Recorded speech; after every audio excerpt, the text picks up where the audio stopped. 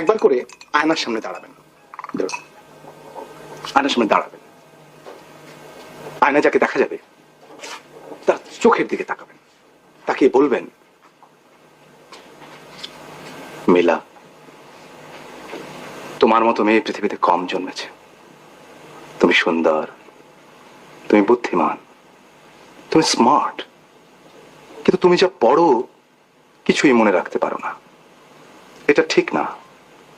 এখন থেকে মনে রাখতে চেষ্টা করবে, এবং আমি জানি তুমি পারবে। ব্যাস, এই বললেই হবে? হ্যাঁ, চলি। ও হ্যাঁ, চায়ের জন্য ধন্যবাদ।